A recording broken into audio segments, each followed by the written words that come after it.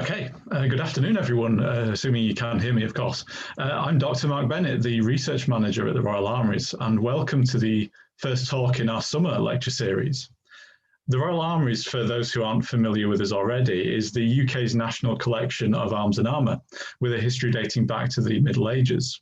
We operate from 3 sites across the UK, our main museum in Leeds, our historic base at the Tower of London, and a Victorian fortification outside Portsmouth, where we keep the bulk of our artillery collection. All of our sites are now open, although pre-booking is strongly advised. However, we also have an extensive programme of online content, including blogs, features, and our online catalogue, as well as talks and online events such as this one. So whatever you're interested in, you'll find more details on our website, which is royalarmouries.org. Now, today's lecture is the first in our summer lecture series, and while our winter lectures tend to feature contributions from more established researchers, these summer lectures are intended to showcase some of the best upcoming research for people relatively new to the field. This year's series includes talks about violence in early modern France, unconventional warfare in the literature of Tudor England, and dark swords and cursed blades in fantasy. There'll be slides advertising each of these events after the talk, or alternatively, just check out our website for details of how to sign up. Now, as always, you'll have opportunities to ask questions to the speakers after the talk. If you're watching on YouTube, please type your question in the chat box at the right-hand side of your screen. If you're watching via Zoom, you'll find a Q&A function at the bottom of your screen where you can type questions. And as always, while I can't guarantee to get through them all, we will try and cover as many as we can. So with the necessary preparation out of the way, I'm delighted to introduce our speaker today, Kurt Baird. Kurt is a doctoral candidate of the University of York, supervised by Dr. Jasper Heinzen, and winner of awards from the Anglo-Austrian Society's Otto Harpner Fund, the German Historical Society, and the British Society for 18th Century Studies. His research, which he's discussing today, looks at how the experience of war influenced society and culture in Habsburg Austria during the Revolutionary and Napoleonic Wars. Without any further ado then, Kurt Baird. Thank you so much, Mark, and thank you for having me for the summer lecture. I very much appreciate it. And also thank you to Adam for making all the technical aspects of this work, which is fantastic. I'm just going to share my screen now, which has my presentation on it. And then hopefully we can go ahead and get on with the talk.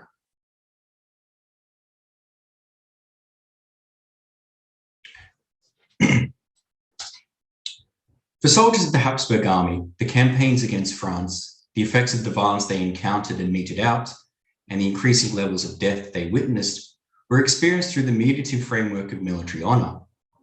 Military honor encouraged men to view battle as an opportunity to gain rank and privilege, and reaffirm their commitment to the emperor, their commanders, comrades, and friends. It was an essential element of the Habsburg military culture, understood in this piece as the values, norms, and assumptions that encourage people to make certain choices in given circumstances. In the Habsburg army, facing the fire of the enemy and following the will of their monarch, despite potential death, was a sign of loyalty that soldiers guarded fiercely. And many in the regular army spent countless hours writing petitions to make sure their status as military servants of the emperor were recognized and acknowledged above those from auxiliary military units, such as the Austrian militia or town and civic guard. It was the motivation to maintain honor, the collective standing of the regiment in wider society, and the relationships fostered within the military sphere that provided these men with a narrative that linked together their collective experience as soldiers, allowing them to process events within a framework that was devoid of national connotations.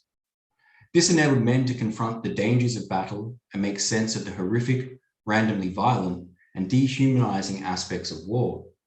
For soldiers who abided by this military culture, the death of a comrade brought honor to his companions as his life was given dutifully serving his monarch, and the wounds men suffered whilst fighting on the battlefield was part of one's service.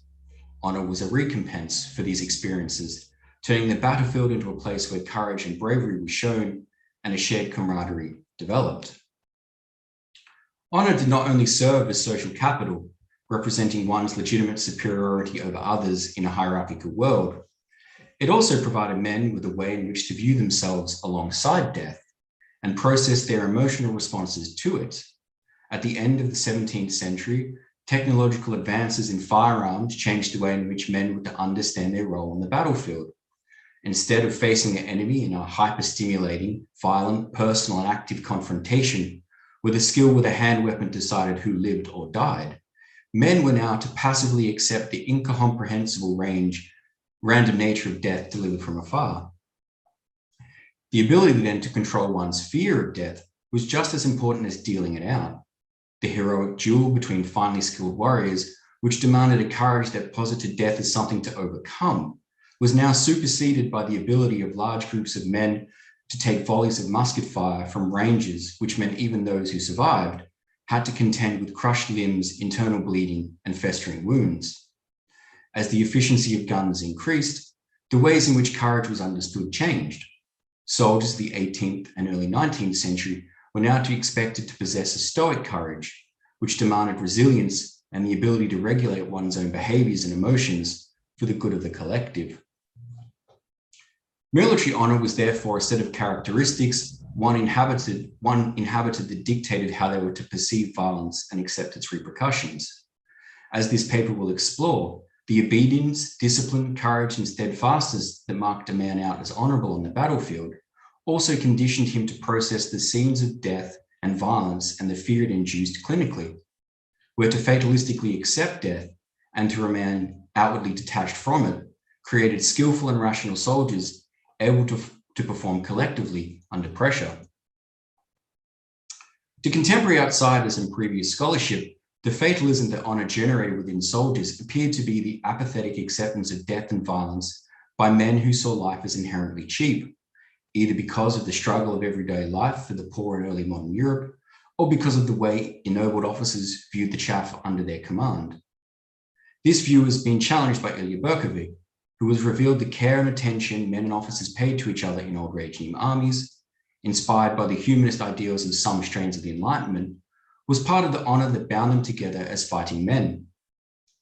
It is then best to imagine honor as another type of conditioning that allowed soldiers to block out the overwhelming sensory overload of battle, much in the same way as musket drills and the multi-part process of firing and loading them were designed to be so intricate that they distilled what the soldier could see of battle down to the simple mechanic of operating a weapon and his focus on the commanding words of his officer. The possession and inhabitancy of honor did not mean men were immune to battlefield violence, however. Those who left their own accounts of the war wrote of deadly and awe-inspiring cannon fire, the sober but unsentimental treatment of the dead, and the suffering of the wounded. If accounts conveyed the soldiers' acceptance of death and wounding, they also laid bare what was to them the incomprehensible way in which men killed each other. Murderous is a recurring word found in multiple soldiers' accounts, used to emphasize the active nature of the violence. Even though the totality of battle was unfathomable and experienced as part of a collective, soldiers knew every second a series of decisions was made by individuals motivated by various reasons to end the life of the other, the effects of which were both terrifying and numbing, leaving most fearful. Friedrich Brandner, a corporal in the Bohemian Infantry Regiment Nepomuk during the 1809 campaign, asserted his right as a flesh witness, a man who had been there and felt intimately the terror of death, to dismiss the eulogizing of the heroic soldier in the decades after Napoleon's defeat. For Brandner and the others he served with, the constant confrontation with death did not foster heroic men exempt from the effects of war, as early German nationalists had insisted, but led soldiers to, quote, cut the most desperate faces when the bullets hissed and whistled, and who by no means proved themselves as heroes. His contemporary, the Captain Loren Zakitzek, wrote of the deaths of his comrades and the effects of violence on his body and mind in his memoir for his family in 1847, to illustrate to them, quote, what sufferings the soldier has to endure in war from a tender youth. As the collective accounts of these men and the others used here reveal, it was the military honor used by them, sometimes fatalistically, that provided the physical, mental, and spiritual endurance needed to process and endure the suffering the soldier experienced and committed, allowing many of them to repeatedly and effectively fight for the Habsburgs on the battlefield for nearly 23 years. Understanding the ways in which these violent experiences were mediated through honor can reveal to us what type of Europe emerged into the modern world after the defeat of Napoleon. The army that fought the French from 1792 until 1815 was the army of the late Emperor Joseph II, who ruled from 1780 until his death in 1790. Before then, he served as co-regent with his mother Maria Theresia from 1765, with his chief focus on restructuring of the dynasty's armed forces. It was the loss of the 7 Years' War to Prussia in 1763 that galvanized both he and his mother to commit to 25 years of domestic reform, with the hopes of defending the dynasty from the predators of a future Europe. As the emperor concluded in a memorandum written to his mother as a 26-year-old in 1766, it is probable that the Austrian monarchy will once again, before the end of time, face a war, and in consequence, we must make all arrangements, even if only for the sake of our great-grandchildren, so that it can defend itself worthily.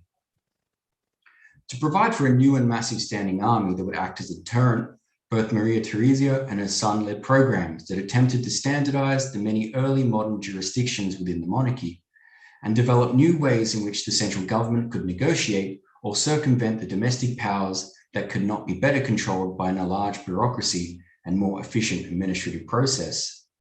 Money and men were needed from the estates of the nobility, and many of these powerful families were reticent to efficiently provide such wealth and power, even if they were duty-bound to do so. This enlightened reform, or absolute rule, or even enlightened despotism has been covered extensively by Derek Beals, Peter Dixon, Timothy Blanning, Hamish Scott, William Godsey, and others. But it is enough to say here that after much debate, reform, centralization, negotiation, and compromise, a fiscal and military system was put in place in 1780 that allowed the monarchy to field an army that was the largest, on paper at least, in Europe. As the Austrian historian Michael Hochländer has stated, Habsburg society was more militarized than Prussia by the time of the French Revolution. Part of this process of state reform was the mobilization of native-born men through conscription for service in the army of the monarchy. By 1780, Joseph implemented the cantonal department conscription system, where specific regions within Austria, Bohemia, and Moravia were assigned local regiments. These military units could theoretically locate and enroll any man between 17 and 40 deemed suitable by legislation for military service, without the need to negotiate with local landlords. In practice, negotiation and compromise still took place, and cantonal recruitment relied on cooperation between the Crown, represented by its military officers, and noble landowners, whose manor bureaucrats governed the daily lives of those who lived on their estates. This created a symbiotic bond between the military and rhythms of rural society. Local elites could use the threat of military service and the army's modes of bureaucracy to tighten control over their subjects. In return, infantry regiments were each given a region where recruiting parties could select unmarried men for soldiering, as well as source material, equipment, and animals. Companies were specifically assigned several villages within recruiting departments, which was used repeatedly to replace casualties. As such, many men in these units had only lived a few miles apart before being conscripted. Joseph envisaged that his subjects would naturally assume their new role as soldiers, or soldiers in waiting, because they owed their loyalty to him as their monarch. He had no need to make citizen soldiers, men invested in the governing of their polity and thus eager to die for it, as found in a republic, because as he argued, quote, every citizen is a soldier in a monarchy. This did not mean, however, that Joseph and his military advisors relied exclusively on the dynasty's legitimacy to motivate men to assume their role as soldiers for life. In the years after the 7 Years' War, a pan-European military public sphere, made up of intellectuals, attempted to come up with ways in which to motivate men for the wars of the future. This had opened up avenues of thought that would reshape the way the state, society, and the army approached soldiering and the soldier in the modern period.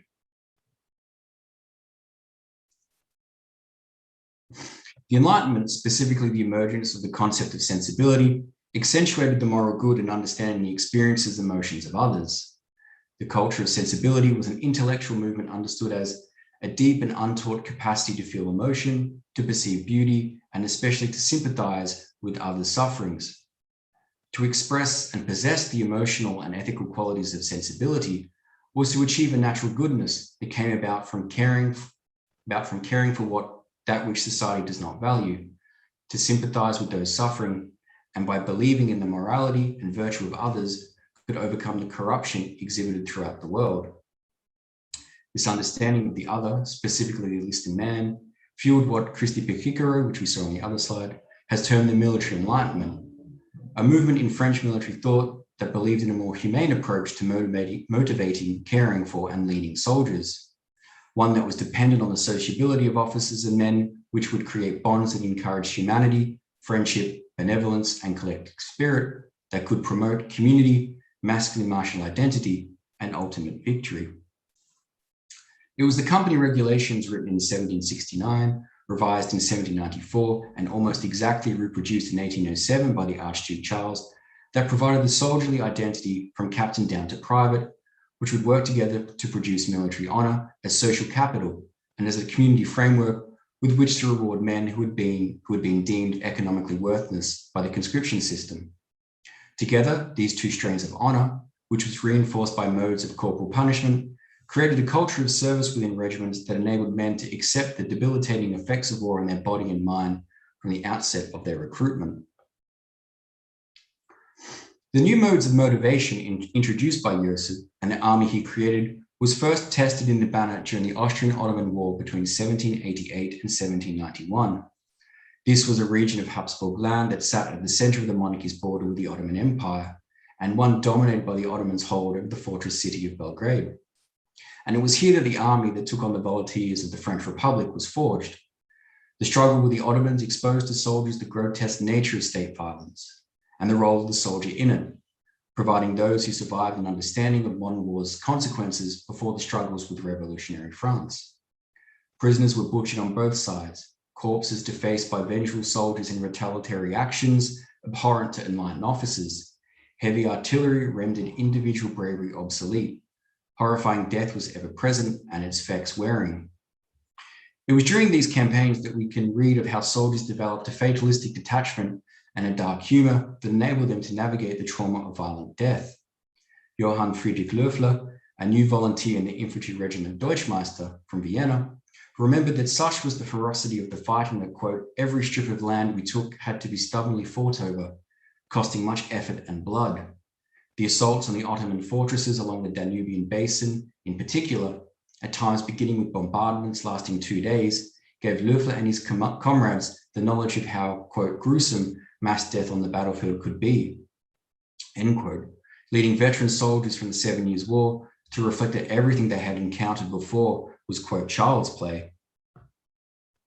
At the outset of the war, a feeling of fear permeated many within the ranks. All believed that they were wounded and left on the battlefield or captured by the, quote, hereditary enemy, then death would surely follow. Officers asked their men to rescue them if they fell wounded, fearful of decapitation and mutilation at the hands of the Ottoman soldiers. And it was widely reported during the war that the corpses of the Habsburg dead were desecrated if the field of battle remained in the hands of the enemy. The nature of the war was established at the Ottoman fortress of Dubnica, where under the cover of darkness, the Deutschmeister attempted to scale the escarpments surrounding the town in an assault which proved disastrous, thanks in part to the accidental discharge of a soldier's musket. Loeffler recalls the sudden confusion as Ottoman cavalry rushed his company who were encumbered by ladders and who were quickly overcome with, quote, turmoil, confusion, and terror. Disorder immediately descended on the Habsburg soldiers as they shouted and called to one another in panic. As Loeffler writes, the constant cries of Allah from the defenders, the disorienting hand-to-hand combat in the dark, with men dismembered as they attempted to scale the walls under a barrage of rocks, pitch, and boiling water, broke his company.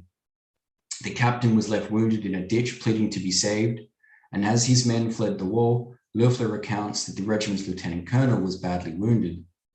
The attack was repulsed at dawn, leaving behind 300 dead, quote, from Loeffler, and their bodies cut open, their arms and legs chopped off, most with their heads split open or cut off. The 3 years of bloody conflict with the Ottoman Empire transformed a peacetime standing army into a force cognizant of what violence between states entailed. Unrelenting manual labor, disease and long marches, interspersed with frantic, awe-inspiring violent and random death against an enemy that actually shared the same suffering and miserable conditions. This meant that for those who fought in the wars of the First Coalition, there was little of the youthful yearning for combat found in the accounts of French soldiers. For these veterans, the mobilization in 1792 for war with France was so sudden, and what was to come so familiar, that the news that regiments were leaving for the Austrian Netherlands was greeted with little apprehension. The first skirmishes with the armies of the French Republic in the Rhineland-Palatinate and the Austrian Netherlands confirmed the many initial perceptions held by Habsburg soldiers of modern warfare. It would be hard fought and lengthy. In March 1793, an initial exchange of volleys between the Deutschmeister and a unit of French infantry near Aachen in the middle of the night signaled to the regiment that, quote, a new murder had begun. Loeffler recalled, quote, how several of my comrades sank to the ground, end quote, as musket fire and cannon shot poured into the regiment, as it closed ranks and forced the French to flee using the, quote, butts of our rifles and the bayonet. The skirmish, according to Loeffler, had been a bloody hand, with the French leaving many dead. Soon pitched battles between the French armies and the forces of the Habsburg monarchy became commonplace, and the scenes of death and destruction intensified in the campaign months of 1794. This led soldiers to comment on the scale of the violence, whilst reflecting on its banality, during a time where artillery and musket fire created mounded lines of the dead. Heightening the tension of pitched battle for those under their command, Habsburg generals told their soldiers that, quote, every step must cost the French blood, in speeches that urged their men to confront and overcome the scenes of death they witnessed. Men were told, quote, the French were driven by a peculiar thirst to conquer, cloaked by a dubious claim for freedom for themselves and others, end quote, and that this had to be matched by a commitment to soldiers' emperor's cause, where, quote, the last man and the last drop of blood was to be given to claim the young monarch's first victory. That's Emperor Francis. Such was the ferocity of battle. Veterans of the Deutschmeister who had fought the Prussians in the 1760s and more recently the Ottomans agreed that nothing could rival the intense combat they experienced while repulsing the repeated attacks of the French. These assaults creating jarring scenes and memories, like the one observed by the 22-year-old ensign Zakadzek, who at Arlen's April 1794 wrote he saw my best comrade and friend, Lieutenant Till, killed by a cannonball. Throughout the wars, the ferociousness of battle escalated, and fatalistic tendencies promoted by honor were embraced to explain the events men experienced, allowing them to distance themselves from the reality they were witnessing or the apprehension they were feeling. Again, the infantryman Loeffler attributed his survival to his creator and repeatedly thanked him for sparing his life during the, quote, thousands of dangers he encountered when, quote, so many found their own end.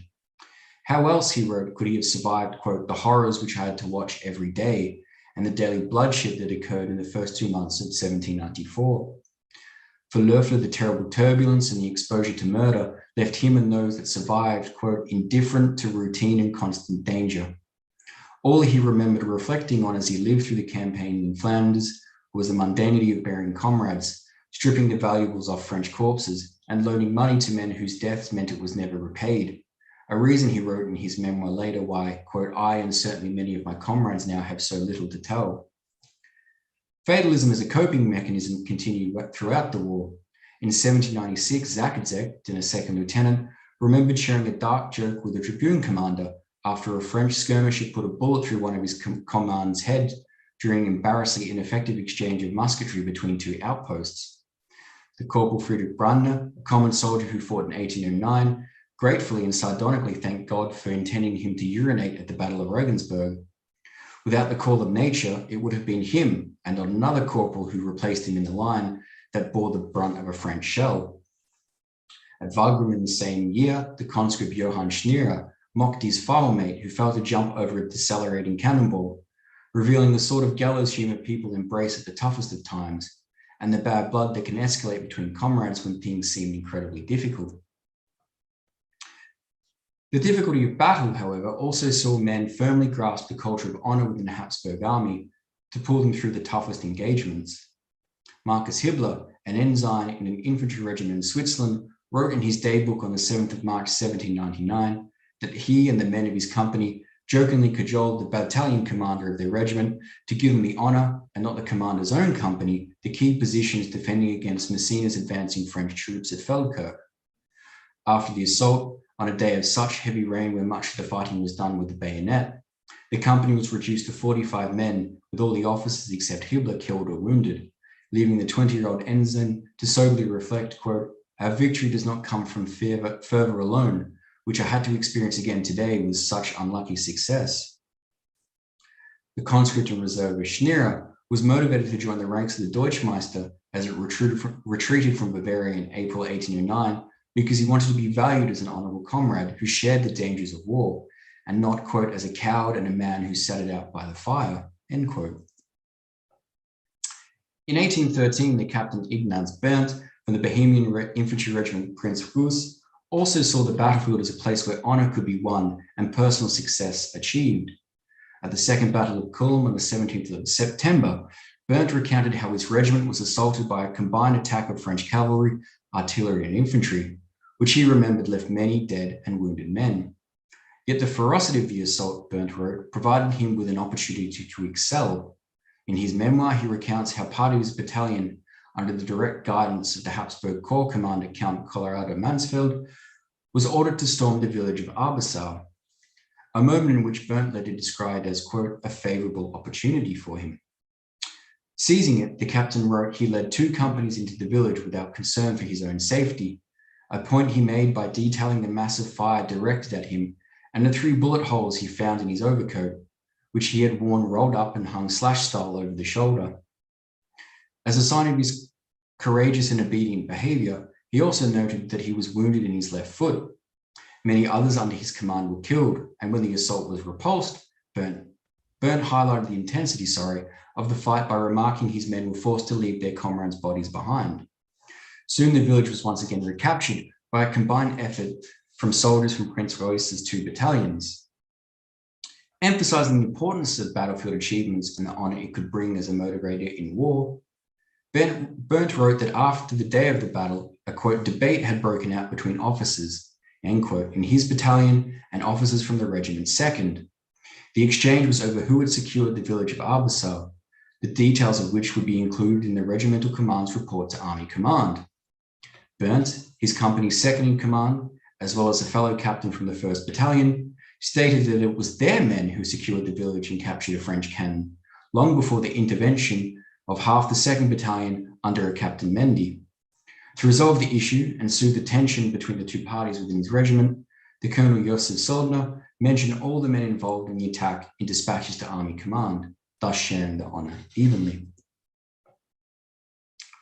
Finally, I want to briefly cover one example of how military honor, the value symbols that motivated men to be courageous and obedient, and the desire for personal and collective ambition came together to inspire men to confront the horrors of battlefield violence and process it in ways that led them to carry out their roles as military servants of the Emperor Francis.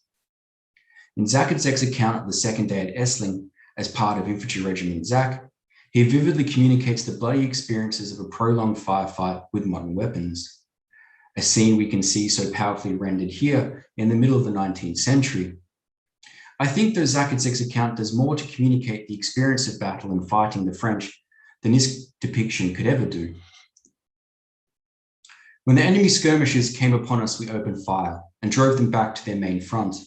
As the enemy line was approaching us in considerable numbers, the battery fire from both sides intensified. Several more men were killed and wounded, and it was not possible to maintain strict order because of the gunpowder. Since war, where human blood flows, is not a parade ground, it is easy to understand that in the moment of danger, where honor and life are at stake, order can only be maintained in general, but actually not for each individual, especially when the infantry is in disarray or musketry fire turns into a full line exchange. It was, as we were forced back, that suddenly the Archduke appeared in the middle of the 1st Battalion and amidst the heaviest gunfire. As I was only a few steps away from the Archduke's horse, I immediately ordered myself to his position with the words, "Your Imperial Highness commands that we must advance by storm." The Archduke replied, "Now forward, my children," and seized the regiment's banner. This heroic example drove the whole line of the 2 battalions forward, with the men shouting from all sides, "The Archduke is with us." The charge became a general advance, and the enemy infantry was thrown back. We reoccupied the lost ground, on which we found many dead and severely wounded Frenchmen, resulting from our fire. Now, this scene of supreme conviction and military zeal, almost Sharp-esque in its narration, and still championed in the Heroes Plaza in Vienna, witnessed Bohemian common soldiers hold the center of the Habsburg battle line.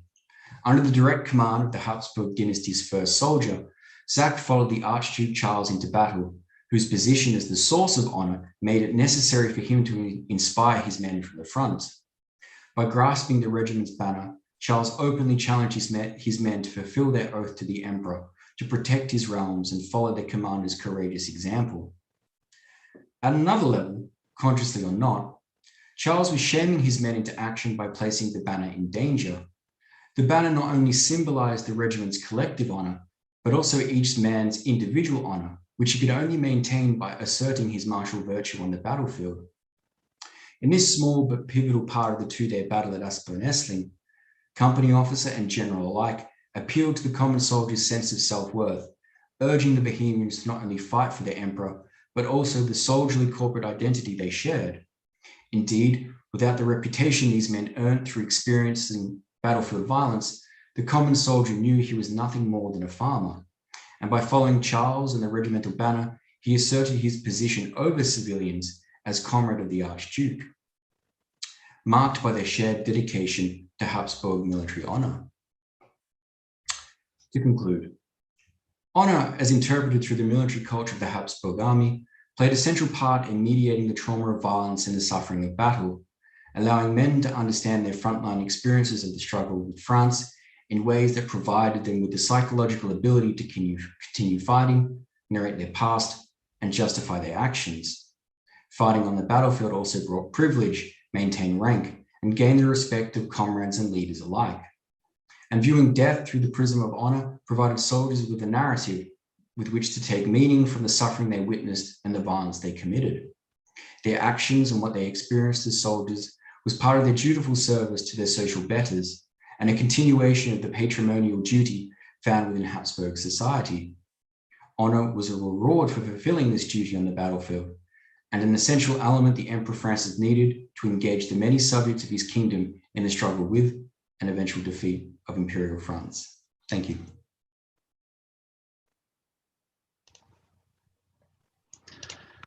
Thank you, Kurt. A fascinating talk. We sometimes, I think we struggle to deal with what our collection actually does to people and how people engage with that, engage the reality of warfare. And I'm interested in the frequency of mentions of murderousness. So the scale of violence in the Napoleonic period compared to previous wars, is it noticeably deadlier, or is it just the same deadliness as perhaps the 7 Years' War, just on a larger scale? Thanks, Mark. I think it's definitely that second one. We don't have the increased technology that, say, we would have from the end of the 30 Years' War in the middle of the 17th century that we do to the 7 Years' War in 1760s.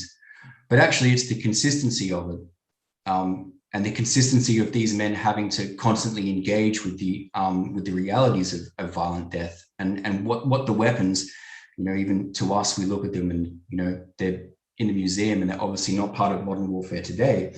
But to these men, it was cutting edge technology, and they could inflict some serious damage.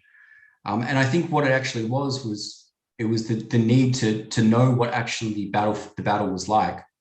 And for generations before, they didn't have the written memoir culture that these men had, and so they could actually explain what it was like, that we have such a corpus, I suppose, that we can draw from.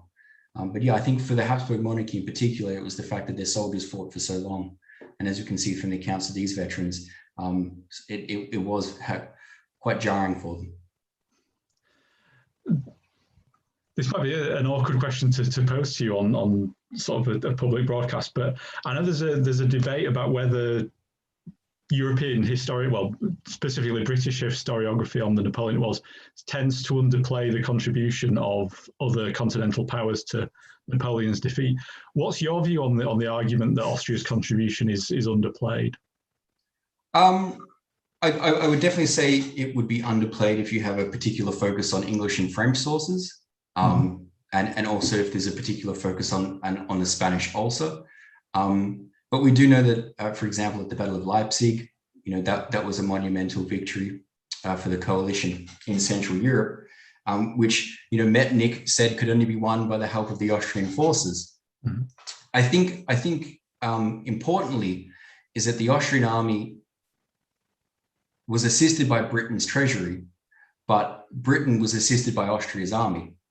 And we know in 1809 and in the 1800s, invasions, particularly in 1805 as well, were, circumvented by Austria's willingness to commit their conscripts to the battle.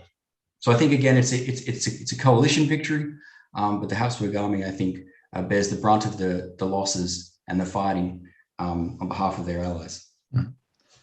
You raise an interesting point, though, which is a lot of the contribution that the British make to the war is material. Now, does that ever feature in discussions of honour, that the Austrians are particularly honourable and brave for putting their lives on the line where the British only supply money? Or do they not tend to mention this at all? No, they do, actually. It's a good question. Marcus Hibbler, who was the ensign in 1799, who we encountered, when the ceasefire in 1800 was called off, and the Austrian army fought without the help of the Russians, he says that the ceasefire was only called off because the British were able to replace their Russian allies with German boots. And he called them spice merchants, that is, men who just sit within their shops and pay off other people to do their fighting for them. So I don't think actually that there's actually much love lost, even if you're an Austrian in the 1800s of Britain, and vice versa. I think we also must remember that in Britain in particular, there was a staunch anti-Catholic strain of ideas of who the people on the continent were, and the Habsburg monarchy in particular were the staunchest Catholics on the continent. And so even then we have differences of opinion on religion that may have upset differences of opinion in war. Because they only ceased to be the Holy Roman Empire, if I remember correctly, it was 1807, I want to say. 1806. Yeah. I think actually, 1806 is when the Holy Roman Empire finished, and 1804 is when the Austrian Empire started, or vice versa. And thinking just very quickly about the preparation that people have for this kind of conflict. Obviously, you mentioned memoirs, but potentially there's also interpersonal things. But is this the first time that Austria's used conscription on any great scale? Therefore, there wouldn't have been the kind of people coming back to villages talking about their experience that perhaps might have been after the Napoleonic Wars. I think what we have is just greater level of education, and so we have greater levels of people writing down what happened after the Napoleonic Wars. We do have some memoirs from Prussians and Europeans, in particular the 7 Years' War, that Dr. Ilya Berkovic has raised in his work. But the conscription in the 7 Years' War was just as consistent as we have in the Napoleonic Wars. And in fact, it's arguments as to which war was actually more costly for the monarchy. But I think we have the ability to actually measure this in the Napoleonic Wars, because the increasing levels of conscription meant, gratefully for the historian, that lots and lots of NCOs were created, and NCOs had to be able to learn to read and write. And thus then after the end of the war, they had the ability to put their accounts down, which have survived. But particularly if they've survived thanks to the Kriegsarchiv being opened in 1806, which then collected a lot of manuscripts, which might not have been around in the 18th century. But also there's a fair bit of published sources as well, which came about with the centenary of Aspern Essling in 1809 that editors got from local archives as well. So that's helped the historian, particularly me. We have a question from Turning Factor, which is a recent description of a battle. There was a mention of a specific officer committing suicide.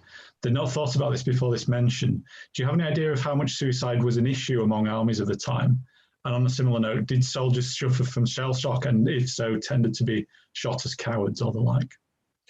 So Leighton James, who's a professor of Central European history in Swansea, has looked at briefly of suicide in the Austrian army, particularly with officers.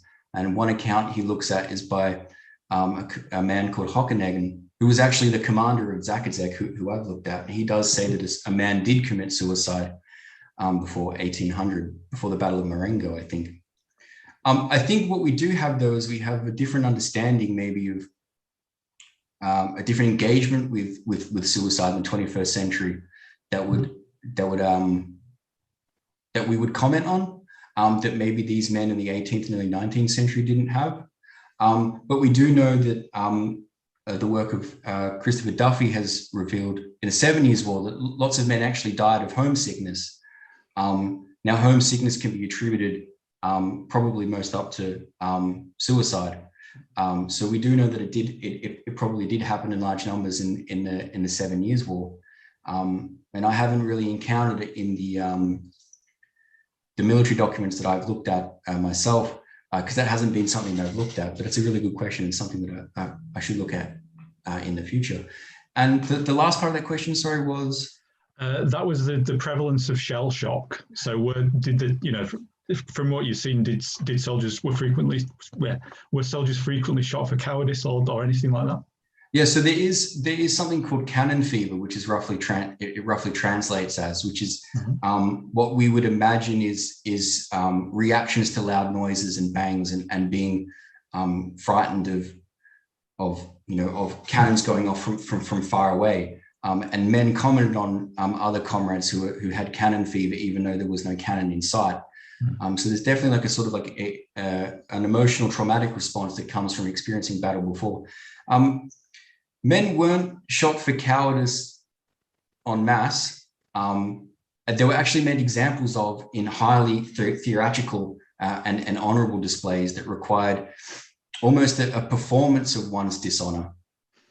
And what would happen is that, the most dishonorable death a soldier could actually face was being hung, because his feet were off the ground. He wasn't standing tall as a soldier. He wasn't facing the enemy. He didn't have the martial pose that these men were meant to embody. So being hung was actually the way in which men were executed. But we also must remember that this wasn't as prevalent as we think it was. Soldiers, conscripts, even the lowly farmhand cost a lot of money to get to the Austrian Netherlands and to give a musket and to learn how to fire. And actually, what we do find in the accounts of these men is that shame was mostly used to moderate people's behavior, the shame of their comrades and the shame of their company. But then also we have accounts of cavalrymen who have been dishorsed but have come back to camp without their saddles being shot because people thought they actually sold the horse and the material and equipment for money. So we do have this at this particular time, which is very interesting, this idea of treating the soldier, and then also the ideas that comes maybe say in the modern world of treating the person, which is very different. And the Napoleonic Wars is definitely where these two ideas come together.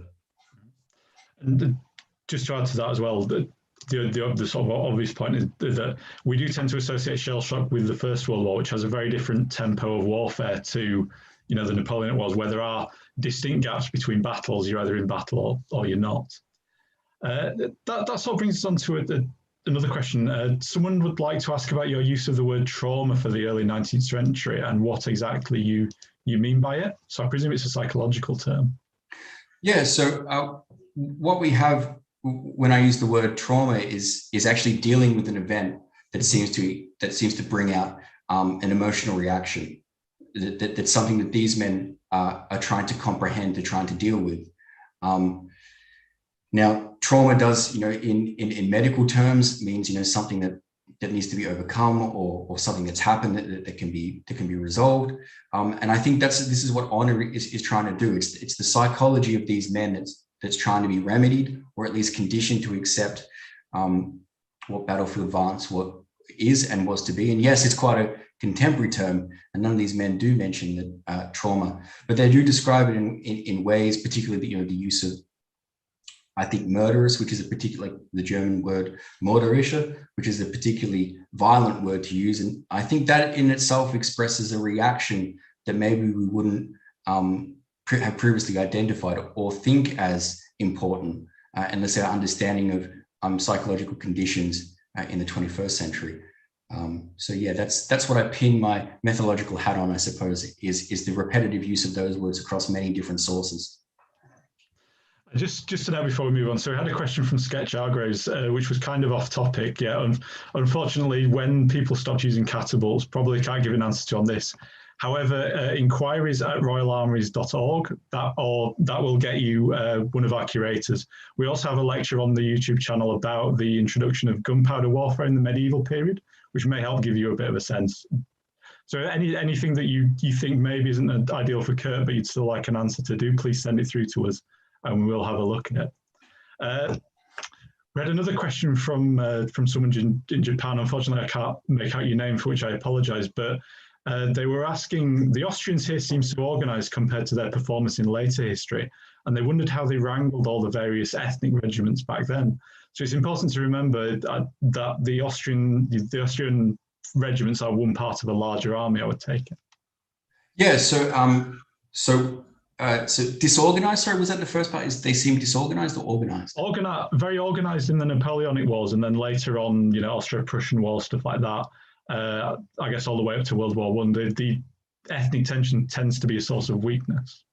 Yeah, of course. I suppose the wonderful thing about the Napoleonic Wars is that nationalism based on ethnicity and a shared language hasn't really cropped up in the cultural zeitgeist at the moment. But one of the things that the Habsburg monarchy is very keen on stressing, and it's one of the wonderful things that I think about the Josephinian conscription system, is that it's sort of like a federal model, is that regiments are to celebrate the local districts that they come from. And one of the reports is that men are meant to treat this place as a second home. And as the Napoleonic Wars continue, we see that charity is given by locals from local regiment districts, specifically for local men, not for the army in itself, but for charity given to regiments and the soldiers who served in it. Though, of course, this federal or local identity is pushed through the prism of serving the Emperor Francis, who is the one who's the main source of honor. So I suppose what, if I had more time, or what I would stress, is that honor is a sort of overarching concept that binds these men together, and we don't, and that removes any need to focus on ethnic or linguistic similarities that would then promote them to fight for the emperor's cause.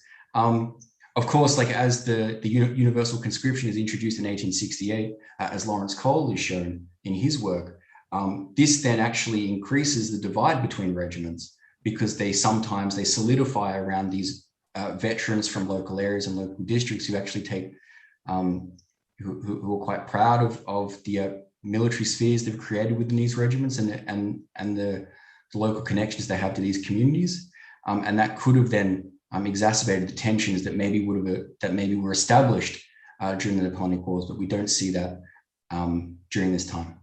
Mm-hmm. A question I had. Obviously the regiments tend to recruit from particular areas, but do officers also come from similar recruiting areas? And is there an attempt to bring through the kind of the feudal patriarchal links there, or are they sort of parachuted in from elsewhere?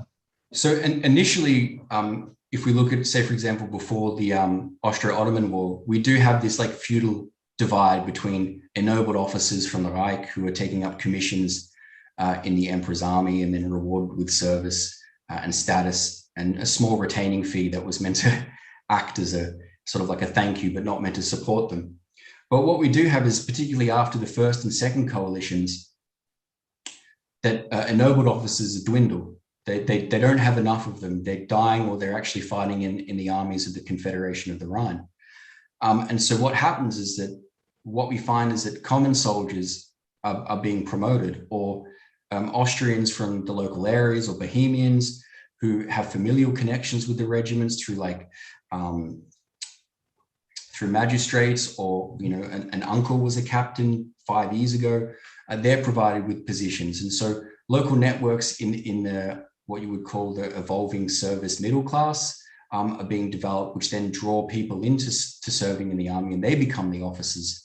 So by the end of the Sixth Coalition, what we do have is officers who are very much part of the local regiments, and that's different to the officers that we had before the French Revolutionary Wars, which were both ennobled and from other places.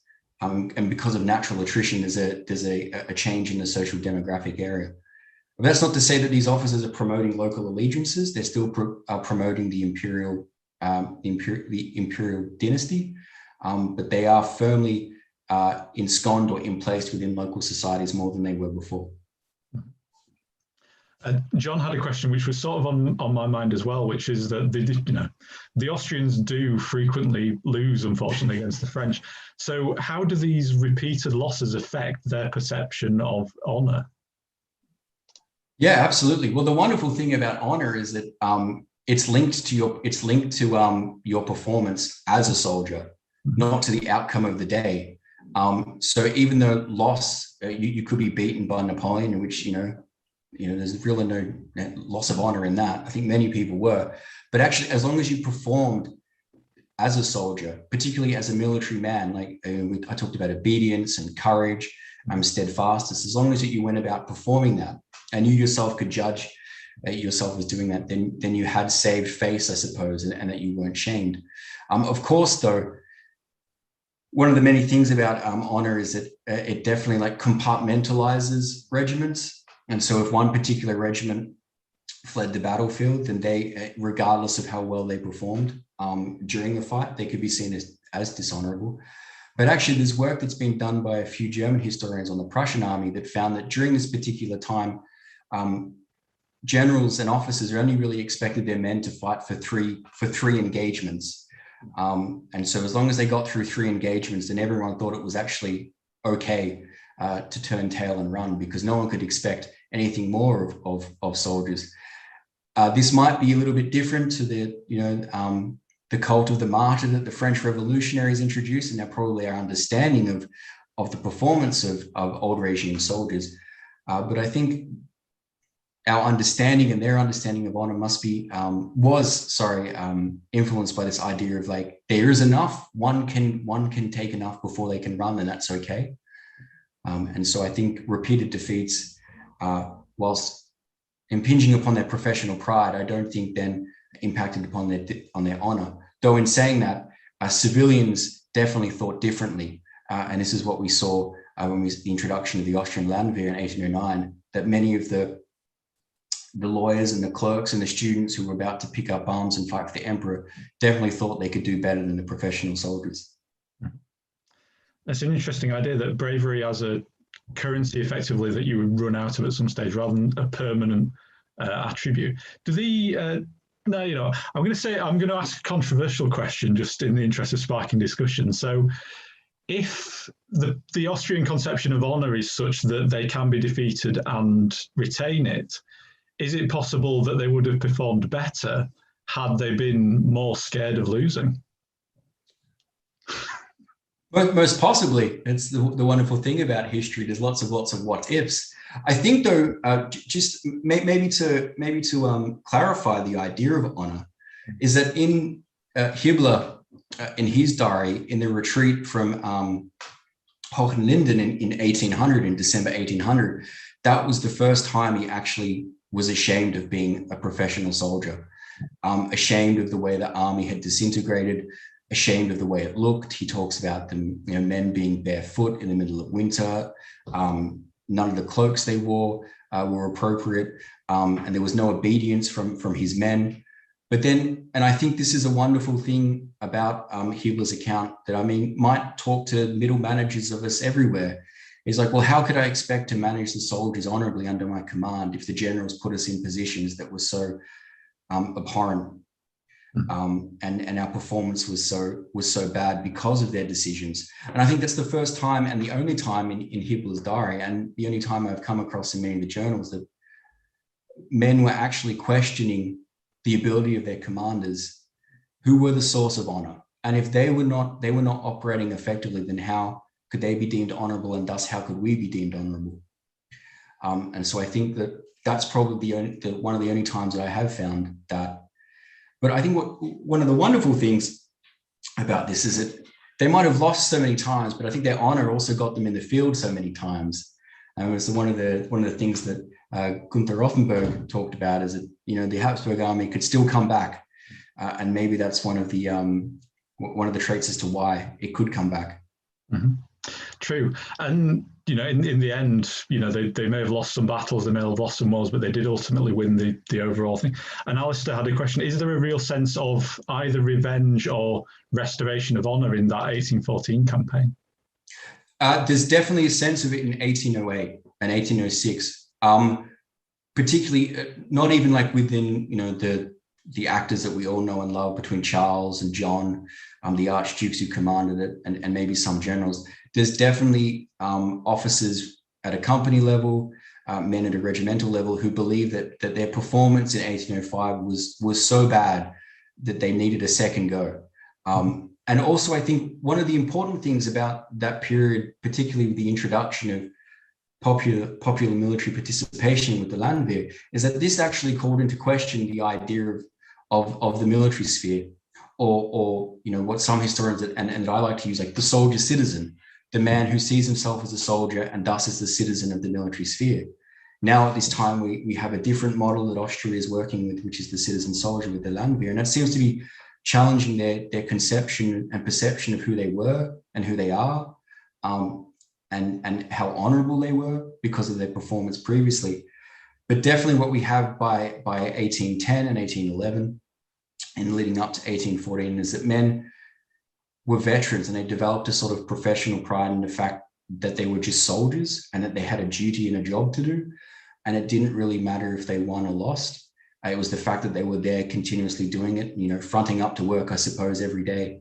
And that's what they took solace in. And that's all the way from regimental commanders all the way down to the common soldiers that I found, is that this professional pride and identity was something that really motivated them. I think we've just got time for one last question, which is from Stephen E. Borrett, which is about the 1809 Landwehr. And he's interested in how the regular army viewed the fact that part-time volunteers were needed to fight alongside them, and did this affect their view of their own honour? Yeah, absolutely. Absolutely did. There's an Austrian historian called Zehetbau who's written a lot about this. And what these regular army soldiers found so disdainful is that the Landwehr were given the same sort of symbols of honour that they had actually earned on the battlefield in the last 16, 17 years. Many of them were disgruntled at the fact that the Landwehr could carry the same symbols that they had. They could wear the same sort of cockades that they had, or the same honor badges that they'd earned. And what is surprising, actually, is that it was less about how the army saw the Landwehr that is interesting, but how the Landwehr was seen by wider society. Because we have more men who are educated and liberal, and who have a better understanding of their own selves, Austrian society begins to fall in love with the Landwehr because they can identify them more than they can fall in love with the professional soldier and the conscript who's from the rural world. And so the people from the urban areas, they celebrate the Landwehr, and this is a sense of regulars become very upset at this. And the Archduke Charles, he writes and says, and the Emperor Francis decrees it so in 1808, that actually the Landwehr are not allowed to carry any of the sort of accoutrement that marks a man out as honorable as it would in the regular army because of this disgruntlement. But then by February 1809, it's funny, we have some not very good regular officers resigning their commission to take up commissions in local Landwehr battalions so they could get a better deal or a higher rank. So again, at this time is a constant state of flux as to who is honorable, who is a soldier citizen, who is a citizen soldier, that seems to really manifest itself in this particular time.